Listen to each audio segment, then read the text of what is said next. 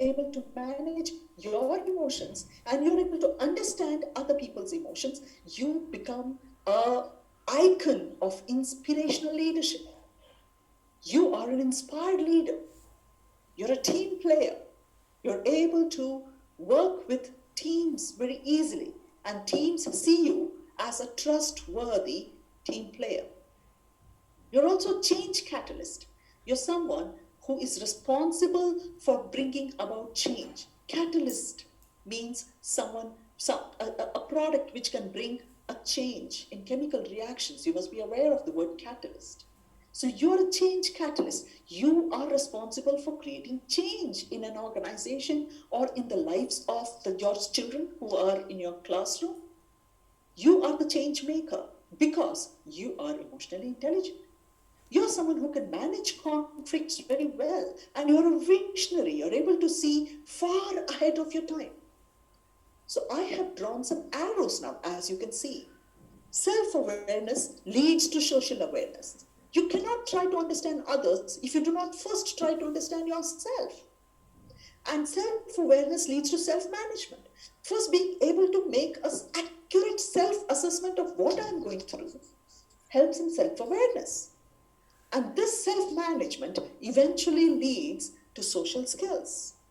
That is, you're able to become a great leader in whatever capacity. Leader, by leader, what I mean here is leading yourself.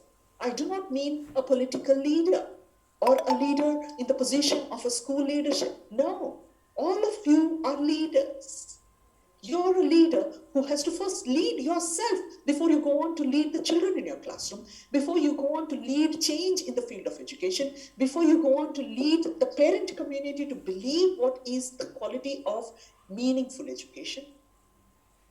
So when we're talking about inspirational leadership, you are able to inspire change only if you are aware of your emotions and you're able to manage it well.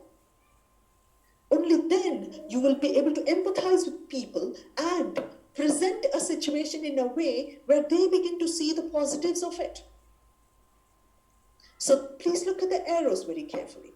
And at the moment I have parked arrows all around the slide to say that each process leads to the next and next and next. And together all of it lead to a whole person.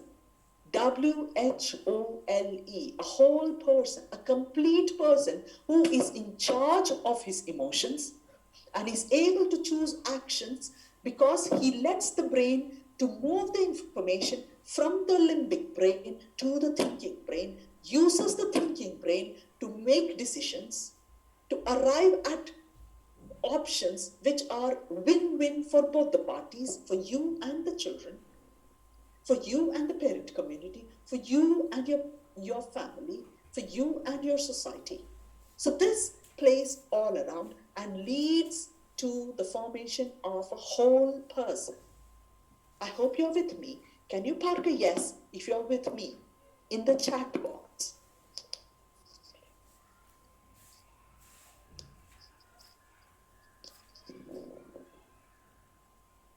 Thank you very much. This is a very important slide, and I hope you have understood the contents of this slide. With this, let me move on to my next slide. Why is emotional intelligence important? Thank you so much for parking your yeses. I'm going back to the class now. So why is emotional intelligence important? Why? We have just understood what are emotions, why we have emotions. From there, we have moved on to understand what is emotional intelligence. And now we are moving to a place where we are asking, why is emotional intelligence important? Why is this important? As I said earlier, IQ plus EQ, that's the emotional quotient, together leads to success. Success here, I mean not by making money or having the best of vehicles to move you around. Success, I mean happiness. It gives you peace as a human being that I am here to achieve